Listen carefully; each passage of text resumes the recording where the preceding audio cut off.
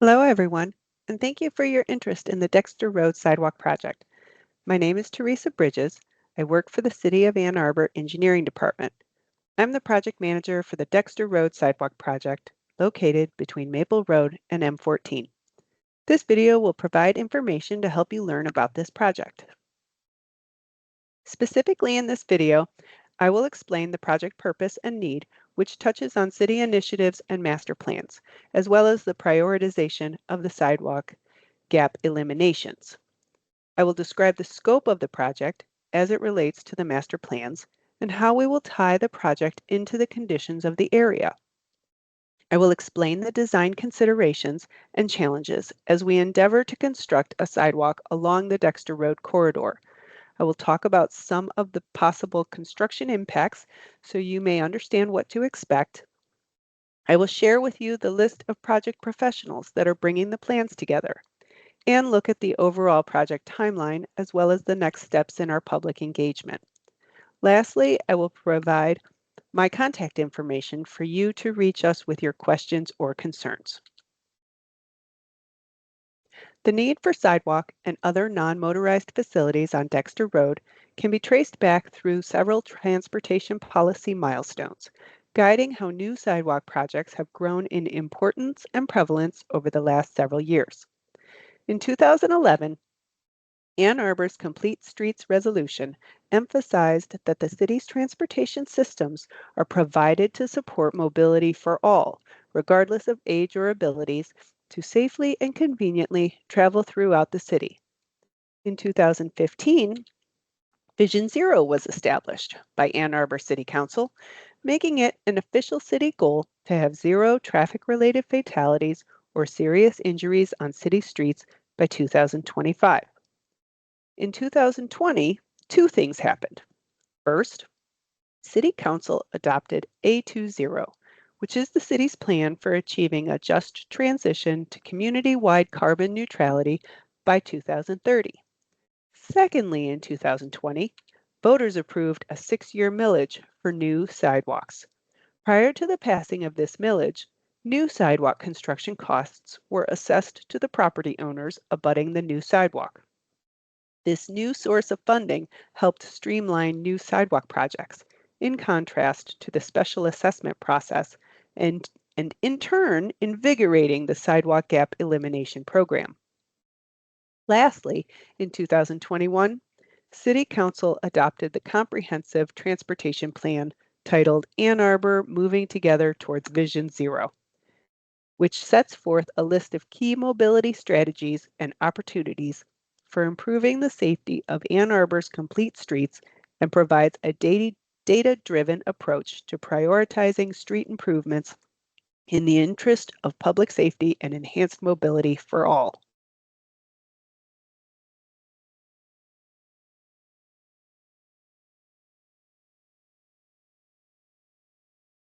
One key mobility strategy identified in the Vision Zero plan is to address critical gaps in the sidewalk system. Filling sidewalk gaps along major streets is essential for creating a connected, accessible system of sidewalks covering all areas of the city. Dexter Road sidewalk gap is a critical gap. Furthermore, the city has a robust sidewalk gap elimination program, tackling the approximately 140 miles of remaining sidewalk gaps. The city uses a variety of criteria to prioritize the sections and help guide the order of new sidewalks. Prioritization system considers such factors as safety, classification of adjacent road, equity, community petitions, and proximity to schools, transit, and other pedestrian attractors. This project's sidewalk gap accounts for 0.66 miles within the highest sidewalk gap prioritization category.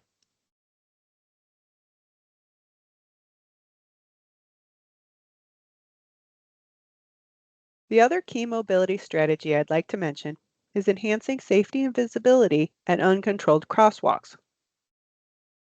Uncontrolled crosswalks are those located at intersections without a traffic signal, stop sign, or yield sign, also known as uncontrolled intersections. Included in this strategy is the need for new uncontrolled crosswalks, providing markings and signs at desired crossing locations to increase safety for people walking. In the Vision Zero plan, 26 priority locations for new uncontrolled crosswalks were identified. One of the 26 was on Dexter Road. The last thing I will say about the project purpose and need is that when you look at the heat map of pedestrian activities around this area, it's obvious that people need a sidewalk here, so the time has come. Now on to the what and where of the project. We are planning on constructing sidewalk on one side of Dexter Road to fill the gap that exists between existing sidewalks on either end. We have not yet determined whether the new sidewalk will be constructed on the north side or on the south side. We're studying both sides for safety, cost efficiency, and asset retention, which I'll talk about a little more later in the presentation, but I'm referring to trees, utilities, pavement, etc. The west end of the new sidewalk will connect to the existing sidewalk at the Ironwood and Rose intersection. The existing sidewalk at this end is on the south side of the road. The east end of the new sidewalk will connect to the existing sidewalk at the Valley and Siebold intersection, and the existing sidewalk at this end is on the north side of the road. Regardless of whether the new sidewalk goes on the north side or on the south side, we will install enhanced uncontrolled crosswalks. The crosswalks will include pavement markings and crosswalk signage, reminder signs that remind drivers of Ann Arbor's crosswalk ordinance, mandating them to stop for pedestrians standing at the edge of the crosswalks or within a crosswalk, and bike delineators, which provide physical narrowing of the lanes to help slow vehicles at crosswalks. Additionally, we will look to provide rectangular rapid flashing beacons, positive contrast lighting, which locates street lights in advance of the crosswalks, achieving additional visibility of pedestrians in crosswalks. And lastly, we will look at co-locating crosswalks with transit stops to encourage use of the enhanced crosswalks by transit riders.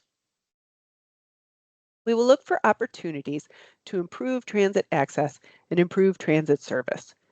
We have begun conversations with the ride about bus ridership along this route to consider consolidating stops and co-locating them with crosswalks to improve safety. We will also ensure ADA compliance. I'm going to take a moment to address a project scope that was recently added. As you may be aware, there is currently a gravel roads drainage study for this area. The study has identified several flood mitigation recommendations, one of which is piping stormwater drainage to the west along Dexter Road. The timing of the sidewalk project has provided an opportunity to implement this recommendation.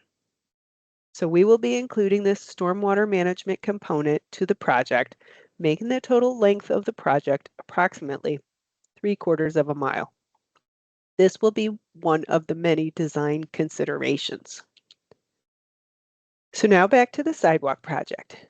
In terms of design considerations, there are numerous challenges or obstacles that are taken into consideration.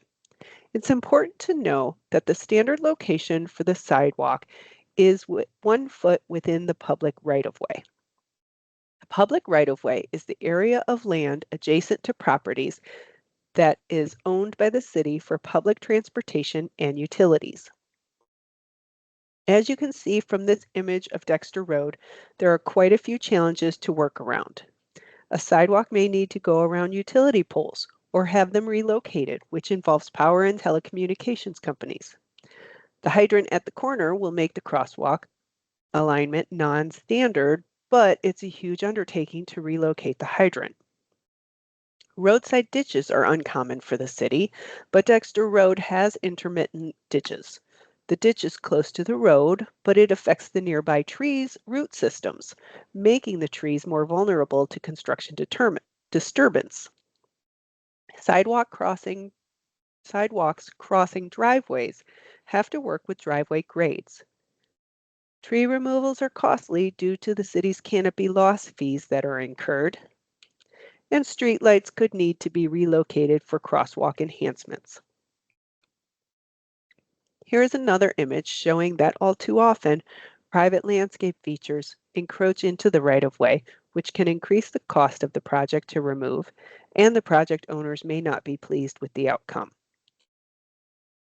As far as some potential impacts along the frontages, the sidewalk must be designed for ADA compliance for accessibility, so that dictates maximum slope. However, there are some properties on Dexter Road, like these examples, that have fair to significant grade changes between the road's edge and the property line. It may require the use of retaining curbs or walls. Alternatively, sometimes grading can extend into the property to avoid the need for retaining walls, or at least reduce their height, but would impact more area. That would need to be coordinated with the property owner to obtain a temporary grading permit during construction. Driveway slope modifications are an example where grading into the property is beneficial to the project. Other possible impacts include sidewalk encroachment onto private property. So to build the sidewalk on private property to avoid assets or amenities in the right of way, to go around trees or landscaping. But this would require a permanent sidewalk easement from the property owner to allow for the sidewalk to be constructed on private property. Alternatively, trees or other landscape features in the right of way may need to be removed. Trees will be removed as permitted by the Forestry Department, but with regard to the private amenities such as fences or shrubs, the city would prefer the property owner remove the unauthorized amenities, but otherwise, the contractor can remove them during construction.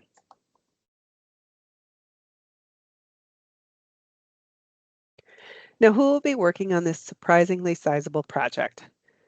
We have a team of experienced and enthusiastic professionals to achieve the goals outlined in this video.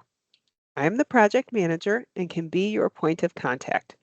There are many other experts, too many to name, but I want to show that we are bringing varied expertise to get this job done. Specifically, transportation engineers, community engagement specialist, municipal engineering and surveying consulting firm, city forester, and stormwater quality manager. As to how the project will progress, this past summer, we kicked off the project discussing scope and stakeholder engagement. Now we are initiating public engagement with the local community to learn about the lived experiences of the area. With the public's input, we will evaluate the costs of the project and determine which side we will design the sidewalk to be on. We will continue to inform the property owners of the implicated impacts. By this time next year, we should be finalizing design plans, obtaining permits and/or easements, and bidding the project out, leading to construction in the spring and summer of 2026. Where do we go from here? The community is invited to join city staff for a walking meeting along the corridor on Saturday, October 5th. We will gather input about how you use the corridor, how you want to use the corridor, and anything else we need to know as we design this project. The first meeting is between 9 and 11 in the morning, and the second meeting is between 2 and 4 in the afternoon. We will start at the east end at the Siebold and Valley intersection and walk west from there. Progress location times are shown on this map to help you know where you can expect the meeting to be throughout the 2-hour session. The timeline is also posted on the project webpage. We hope residents and property owners can join us as we pass their property. The road will be closed to through traffic and we will provide safety vests. Please note that we are having preliminary property line staking provided for our discussions. We'd appreciate if you would not disturb them until after the meetings. Thank you in advance. If you are unable to make either of these meetings, we will have a survey link for you to provide input on your own time. The survey link will be available on the Dexter Road Sidewalk Project webpage starting on October 5th. For any questions or concerns, please contact me. You can email me at tbridges@a2gov.org, and there's my phone number as well. Also, please refer to the project webpage, which will be updated periodically to reflect the project status. You can also find on the webpage links to Vision Zero, A20, and the new Sidewalk web pages if you are interested in learning more about city initiatives that were summarized today.